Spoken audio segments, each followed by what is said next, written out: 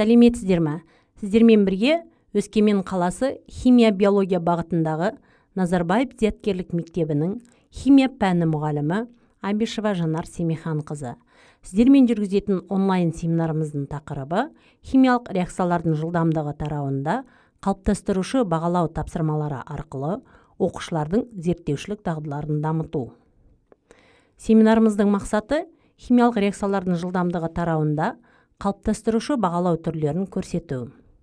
Екінші, қалыптастырушы бағалау тапсырмаларының оқушының зерттеушілік дағдыларын дамытудағы рөлін айқындау. Үшінші, қалыптастырушы бағалау тапсырмаларын бағалау арқылы зерттеушілік дағдыларын дамыту жолдарын көрсету. Семинарда күтілетін нәтиже: мұғалімдеріміз қалыптастырушы бағалаудың маңызын түсінеді.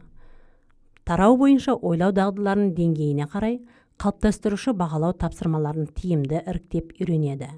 Тапсырмаларға критерийлер мен дескрипторлар құрып үйренеді және дағдылары дамитын болады. Қазіргі таңда педагогика саласындағы тың өзгерістердің барлығы оқушы бойындағы белгілі бір қасиеттерді дамытуға бағытталған. Солардың ішіндегі ең өзектілерінің бірі сыни ойлау дағдылары мен оқушылардың зерттеушілік дағдыларының қалыптасуы. Оқушы бойындағы білім-білік дағдыларының қалыптасуын критериалды бағалау жүйесі бойынша бағалау бүгінгі таңдағы тағы да бір өзекті мәселелердің бірі. Бүгінгі семинарымызда осы өзекті мәселелердің басын біріктіретін оқушының зерттеушілік қабілетін дамытуда қалыптастырушы бағалау жұмыстарының рөліне тоқталамыз.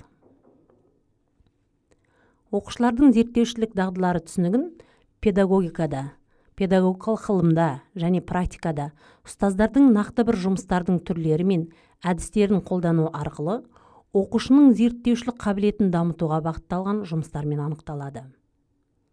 Оқушыны белгілі бір мәселені шешуге бағыттап, оның шешу жолдарын іздеуде өз бетінше шешіп көре білу әрекеті педагогикада 19 ғасырдың аяғында пайда болды және сол кезден бастап білім саласында кеңінен қолданысқа енді.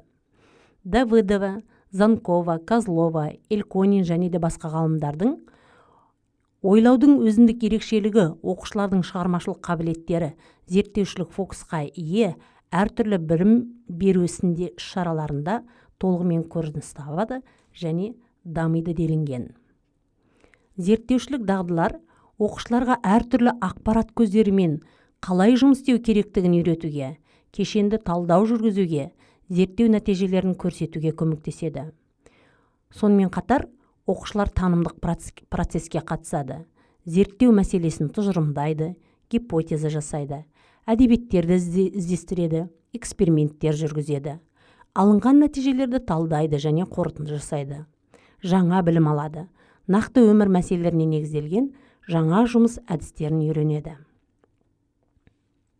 Ресейлік ғалым Гладкованың зерттеуі бойынша оқушылардың әрбір оқу пәні бойынша оқу үрдісінде қалыптасқан зерттеушілік дағдысының 4 тобы бар деп анықтайды. Бірінші дағдылар тобы ұйымдастырушылық және практикалық. Мұнда оқушылардың жұмысты жоспарлау қабілеті, тақырып көлемінде сұрақтар қоя білу және оған жауап беру, алынған деректерді өңдеу, болжам жасау, сонымен қатар зерттеу нәтижесін ұсынуда әртүрлі әдістерді қолдана білу дағдылар жатады. Келесі тобы іздестіру жүйелері. Зерттеу тақырыбын таңдау мүмкіндігі, проблеманы көре білу және зерттеу мақсатына сұрақтар қоя білу, яғни мен неге білгім келеді, неге мен мұны істеймін, мен алған білімім не үшін қажет деген сұрақтар көлемінде оқушы зерттеу жұмысын жасайды.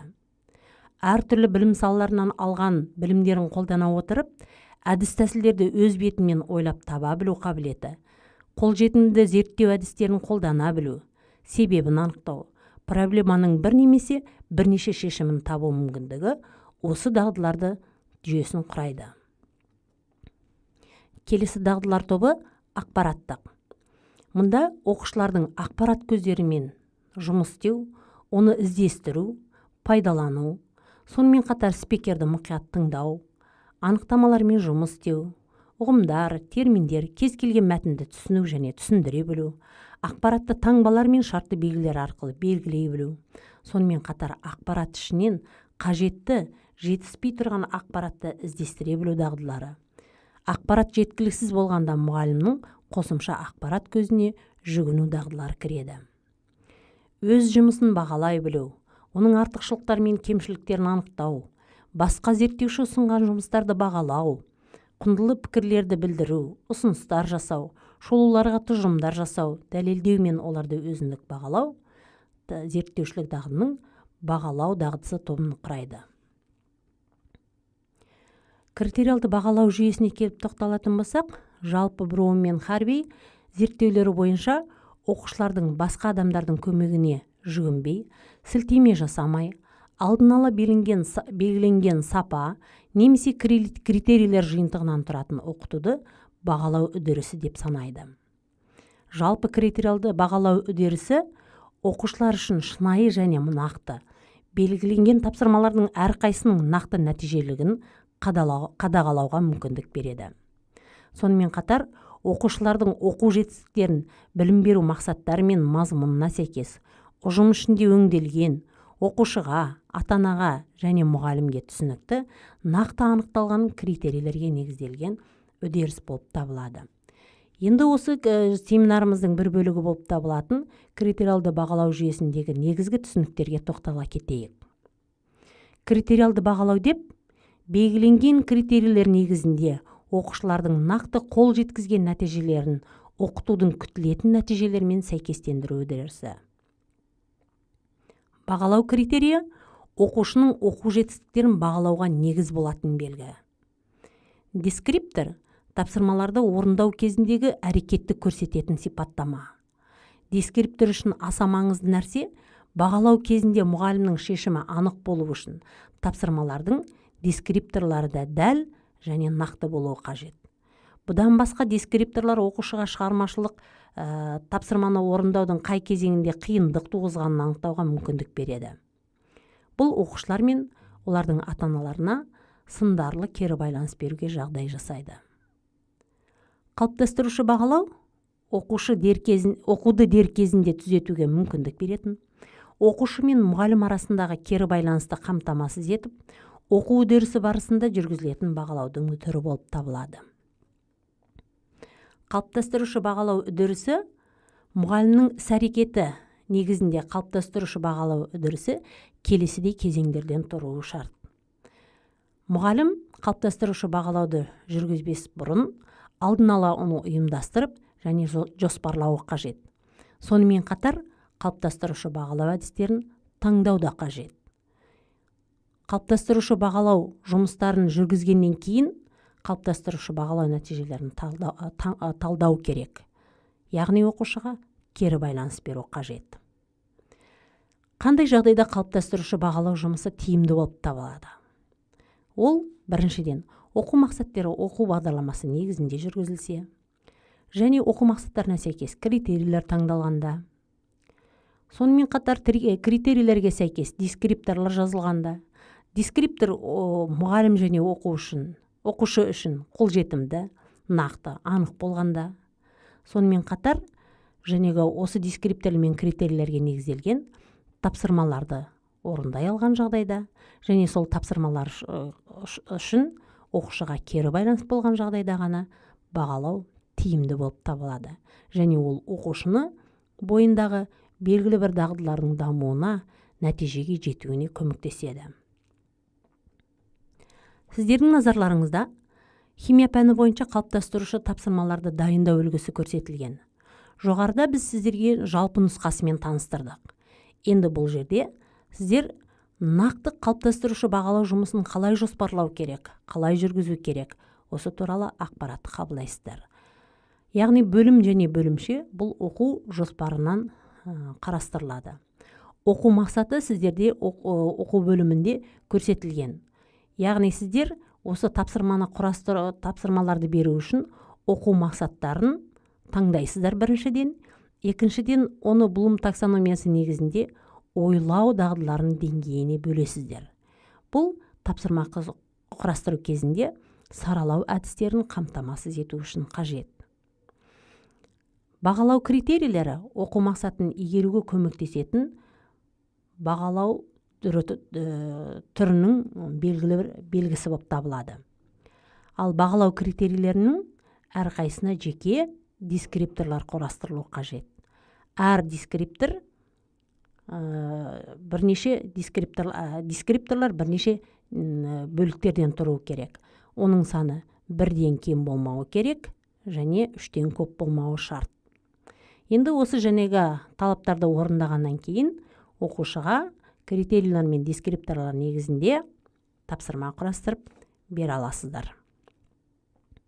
Күнделікті тәжірибеде оқушылардың ілгерілеуін, меңгеру деңгейін өлшеу үшін қалыптастырушы бағалаудың түрлі әдістерін қолдануға болады.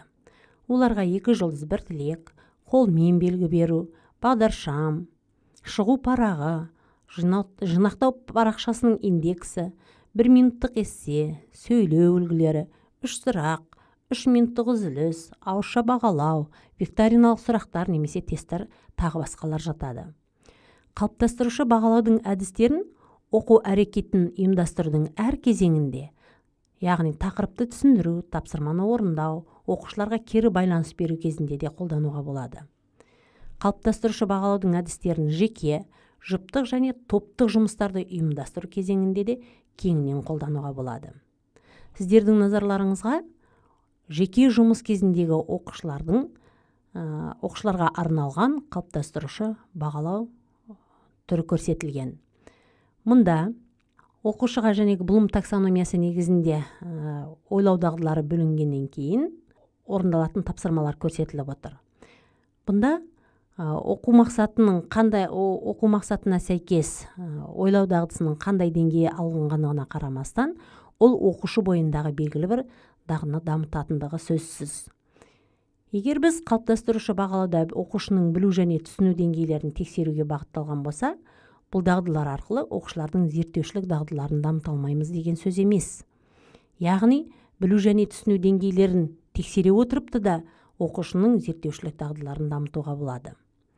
Сол жақтарыңызда сіздердің қалыптастырушы бағалау жұмысының ұйымдастырылуы көрсетіліп отыр. Енді оң жақтарында кесте түрінде және суретпен тапсырма ретінде оқушыларға тапсырмалар ұсынылып отыр. Бұл тапсырмада әдеттегідей тек қана бір сөзбен ғана емес, қосымша оқушының алған білімін талдауға, жинақтауға, қорытындылауға негізделген қосымша тапсырмалар беріліп отыр. Осындай іс-әрекеттер оқушылардың бойындағы белгілі бір дағдылардың толыққанды қалыптасуына әсер етеді. Оқушының жеке жұмыстарының түрлеріне графикпен жұмыста кіреді. Сіздердің назарларыңызға барлық пәндерде берілетін графикпен берілген тапсырмаларды қалыптастырушы бағалау үшін оның талаптарын білу маңызды. Мұнда оқушылар диаграммаларды әрқашан миллиметрлік қағазға сызу керек. Және жұмыс парағының 80%-дан кем емес аумағы қолданылуы тиіс. Сонымен қатар, тәуелсіз айнымалы X осінде болуы тиіс, ал тәуелді параметр Y осінде сызылады. Бөліктерге қоса осьтердің атауы да жазылуы тиіс. Мысалы, көмірқышқыл газының көлемі деген. Сонымен қатар, шкалаларда координат торлары мүмкіндігінше көбірек пайдаланылуы және дұрыс аралықтармен көрсетілуі қажет. Яғни өлшем бірліктер дұрыс алынғандығы бағаланады.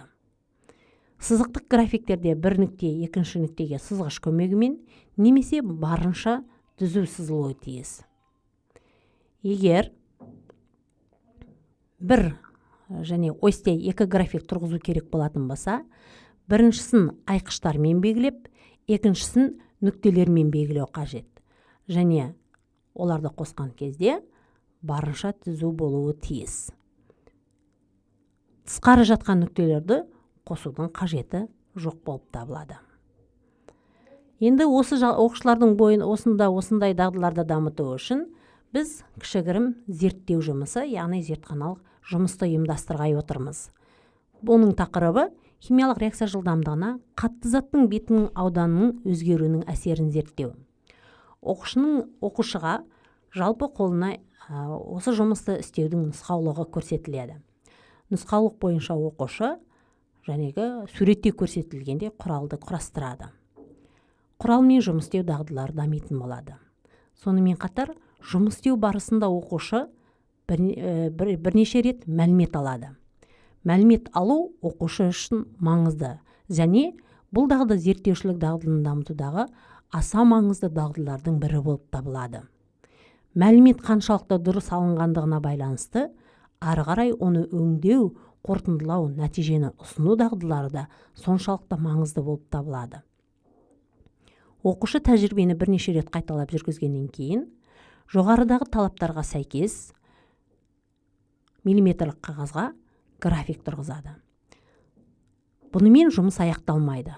Оқушы үшін жұмыс оның соңындағы сұрақтарға жауап беру арқылы ары қарай жалғасатын болады. Осының барлығын жасап отырған кезде, оқушы алдын ала осы жұмыстың дескрипторларымен және бағалау критерийлерімен таныс болуы тиіс.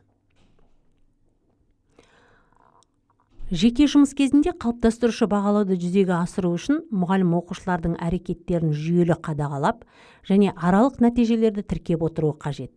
Нәтижелерді тіркеу кезінде оқушылар жұмысының жақсы жағына да, нашар тұсына да назар аударғаны жөн. Жеке жұмыс нәтижелерін талқылауды тікелей оқушылармен бірге жүргізуді есте сақтау қажет. Сондай-ақ оқушылардың өз ойын айтуына мүмкіндік беру маңызды болып табылады. Жұмысты әрі қарай жоспарлау кезінде оқушылардың мүмкіндіктері мен қажеттіліктерін де ескерген дұрыс. Тағы бір зерттеушілік қабілеттерін дамытуға арналған жұмысымыздың түрі бұл топтық жұмысқа арналған, яғни бөлшектер теориясы тұрғысынан катализ үдерісін түсіндіруге негізделеді. Бұл жерде оқушылар 3 топта жұмыс жасайды. 3 топқа алып отырғаным 3 бағалау критерий негізінде әр топ жеке жұмыс жасайтын болады. Топтық жұмыс кезінде мұғалім барлық топтың және әр жеке оқушының жұмысын бағалау қажет. Тапсырманы орындау барысында топтық тапсырманы бірлесе қарап, бақылауға болады. Мұндай жағдайда оқушыларға жаңа идеяны тұжырымдауды, 2 немесе одан да көп идеяларды салыстыруды, идеяларды бағалауды, топтық талқылау кезінде пікір білдіруді, сұрақтарға жауап беруді ұсынуға болады. Жалпы бұл жұмыстарды сіздер практикалық бөлімнен де көре аласыздар. Оқушылардың назарына тапсырмалар тек қана сұрақтар түрінде беріледі. Сұрақтар төмендегідей: катализ процесі деген не? Катализатор деген не? Не себептен катализатор реакция жылдамдығын арттырады деп ойлайсың? Деген сұрақтарға оқушылар қосымша ақпарат көздерімен, яғни интернет көздерінен, немесе басқа оқулықтардан ізденіс жұмыстарын жасай отырып жауап іздейді. Сонымен қатар, осы жұмыстарды жүргізу барысында оқушылардың назарында үнемі бағалау критерий мен дескрипторлар болуы қажет. Келесі топтың жұмысы бұл гомогенді катализ процесін бөлшектер теориясы тұрғысынан түсіндіру. Оқушылар жоғарыда айтылғандай тек қана сұрақтармен ғана жұмыс жасайды. Ақпарат көздерінен жұмыс істеген кезде ізденіс жұмыстарына оларға дескрипторларда қосымша ақпараттар ұсыныптыр.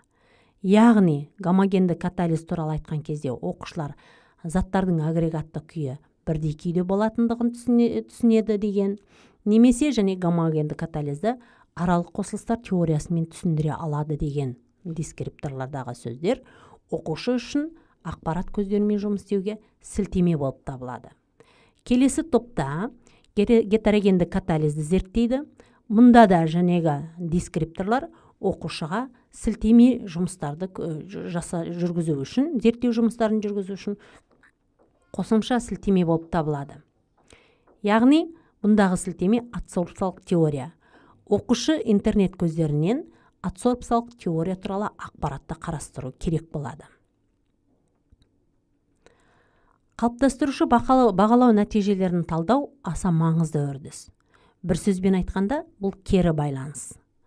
Қалыптастырушы бағалау нәтижелеріне талдау жасау, оқушыларда кездесетін қиыншылықтар туралы ақпарат алуға, оның алдын алу шаралары туралы шешім қабылдауға мүмкіндік береді. және нәтижеге талдау жасайды. Талдау жасау қажет. Талдау жасау ол белгілі бір тапсырмаларды орындауда қиындық тудыратын оқушылар тобын, бөлім немесе тақырыптар бойынша қиындықтар туындайтын жеке оқушыларды, оқушылар үшін аса күрделі қиын сұрақтарды, тапсырмалар мен тақырыптарды айқындап береді. Оқушыларға жиі және маңызды кері байланысты берілген жағдайда оқытудың тиімді болатындығын көрсетеді. Мұғалім оқытуда жіберілген олқылықтар мен өзінің әрекеті қызметіне барысына өзгеріс енгізуге көмектесетін мәлімет алады. Бұдан басқа кері байланысты жүйелі түрде жүргізіп отыру оқушы үшін өзінің оқудағы кемшіліктерін түсінуге көмектесетін, мәлімет пен алға жылжуға көмектесетін нақты бір нұсқау алуға мүмкіндік береді. Осындай жүйелі жүргізілген жұмыстар оқушы бойындағы зерттеушілік дағдылардың, сыни ойлау дағдыларының немесе басқа да дағдылардың дамуына мүмкіндік береді. Бұл жұмыстар тек қана белгілі бір тақырыптар көлемінде ғана емес, әр сабақта жүзеге асқанда оқушы бойына мүлдем сіңісті болады. Енді сіздердің назарларыңызға осы онлайн семинарға дайындалу барысында қолданылған әдебиеттер көрсетіліп отыр. Сіздер осы әдебиеттерді алып қарап, өздеріңізге қажетті ақпараттарды іздестіруіңіздеріңізге болады. Келесі бөлім бізде практикалық бөлім.